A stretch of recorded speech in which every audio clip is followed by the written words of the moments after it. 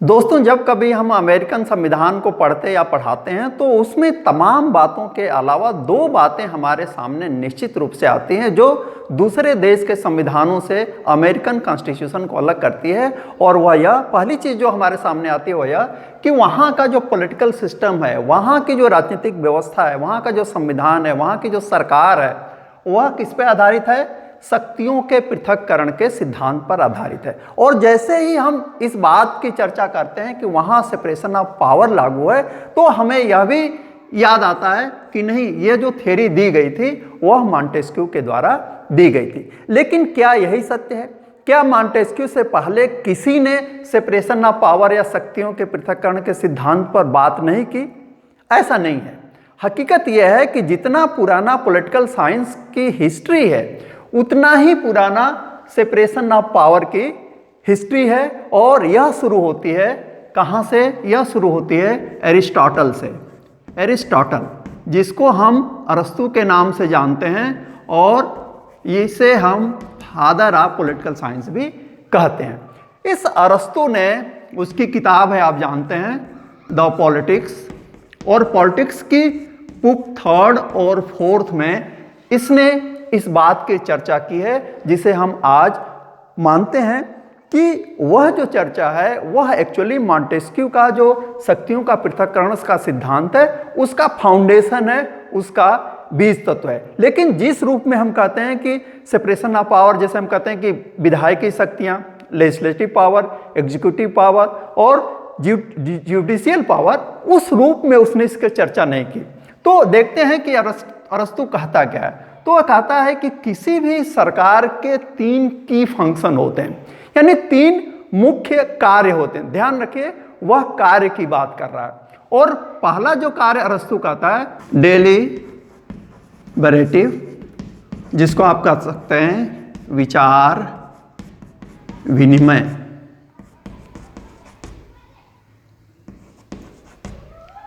विचार विनिमय से संबंधित कार्य। दूसरे को उसने कहा मैजिस्ट्रेटिव, मजिस्ट्रेट से बना है मजिस्ट्रेटिव, जिसको आप कह सकते हैं कार्यपालकीय, यद्यपि उस रूप में नहीं जिस रूप में हम एग्जीक्यूटिव की चर्चा करते हैं। और तीसरे को उसने कहा जुडिशियल, जिसको हम आज बोलते हैं न्यायिक कार्य। तो वो कहता है कि ये 3 की यानी कि मुख्य कार्य हैं किसके? किसी भी सरकार के। पहले को कहता है डेलिबरेटिव, विचार विनिमय। ध्यान रखिए कि उस समय डायरेक्ट डेमोक्रेसी थी यूनान में, और जो नागरिक थे और नागरिकता बहुत कम लोगों को दी जाती थी, उस पर भी हम कभी चर्चा करेंगे। तो वे लोग इकट्ठे होकर के किसी नियम कानून पे क्या करते थे? विचार विनिमय करते थे। यही काम आज कहाँ होता है? व्यवस्थापिका में होता है। लेकिन वह उसको व्यवस्थापिका ना करके क्या बोलता है? डेलिबरेटिव फंक्शन बोलता है। दूसरे को उसने कहा मजिस्ट्रेट। आप जानते हैं कि मजिस्ट्रेट क्या है? कार्यपालिका के एक अंग है जो कानून और नीतियों को लागू करने की कोशिश करता है। तो ये हो गया। एक स्पष्ट जो नाम आता है वह है जुडिशियल फंक्शन, जिसे हम आज भी देखते हैं। और अरस्तु को लगता था कि ये कार्य किस लिए जरूरी है? वो कहता है कि यदि आपको एक गुड स्टेट बनाना है या गुड सोसाइटी बनानी है तो ये 3 फंक्शन सरकार को करने चाहिए। तो एक स्पष्ट जो न्यायिक शक्तियां या न्यायिक कार्य हैं वह अरस्तु दे देता है, और 3 अलग अलग जो शक्तियां हैं उसकी भी बात करता है। उसके बाद हम आते हैं रोमन काल में। और रोमन काल में एक थिंकर हुआ है पोलिबियस।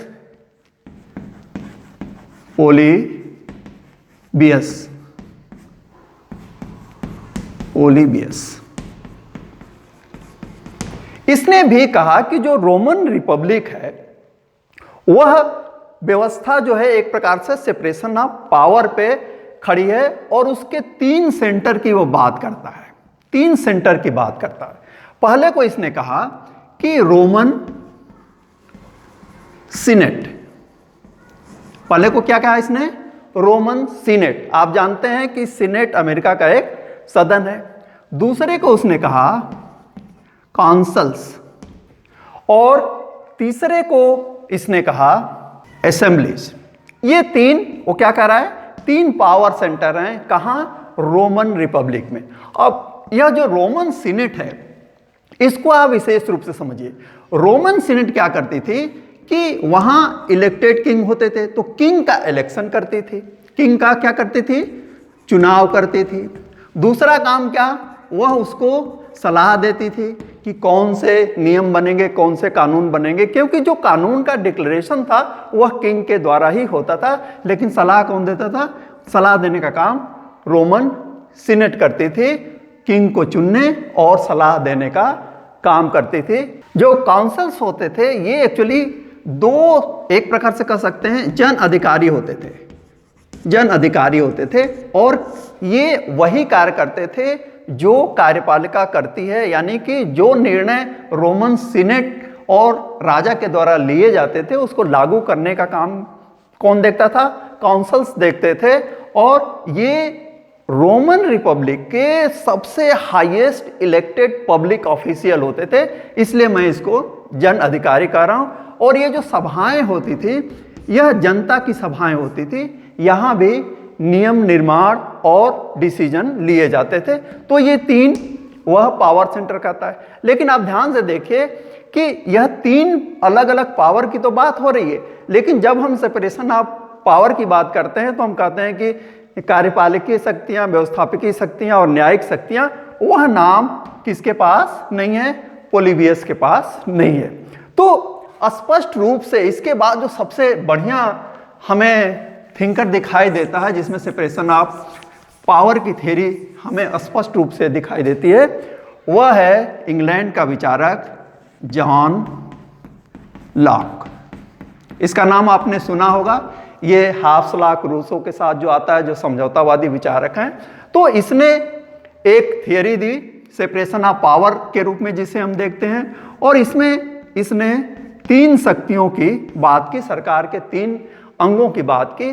पहले को वह कहता है लेजिस्लेटिव, जिसे आप जानते हैं विधायी, यह काम कौन करता है, संसद करती है। दूसरा स्पष्ट रूप से नाम आया एग्जीक्यूटिव, जो कि एरिस्टोटल के पास नहीं था, यानी कार्यपालिकीय, कार्यपालिकीय शक्तियां। और तीसरे को इसने ज्यूडिशियल नहीं कहा, अरस्तु ने तीसरे को ज्यूडिशियल कहा था, लेकिन लॉक ज्यूडिशियल ना करके क्या बोलता है, फेडरेटिव बोलता है, फेडरेटिव।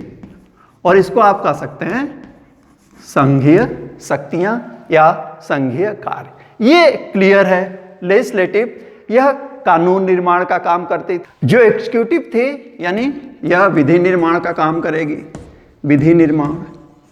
जो एग्जीक्यूटिव थी वो क्या करती है, वह उनको, उन कानूनों को क्या करती है, लागू करती है। जहां तक फेडरेटिव पावर की बात है, तो वह इसमें एक्चुअली जुडिशियल पावर को नहीं रखता, बल्कि वह इसमें युद्ध को रखता है और शांति को रखता है। और यह भी कहता है कि कॉमनवेल्थ, वह अपने स्टेट को कॉमनवेल्थ कहता है। कॉमनवेल्थ के बाहर जितने दूसरे देश हैं, उनके साथ व्यवहार करना, ट्रांजैक्शन जो भी होगा, वह काम कौन करेगी, फेडरेटिव करेगी।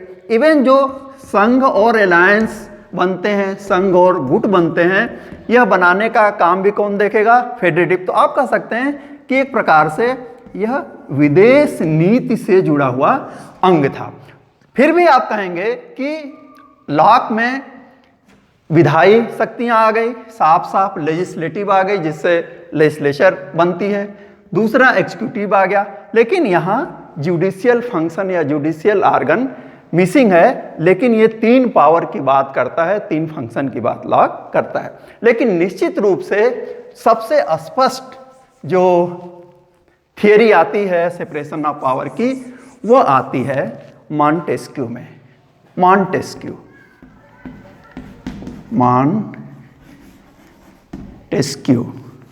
ये कहाँ का था, यह था फ्रांस का, और इसका जो पीरियड है 1689 से 1755 के बीच। और इसकी एक किताब आई थी 1748 में, द स्पिरिट ऑफ लॉज।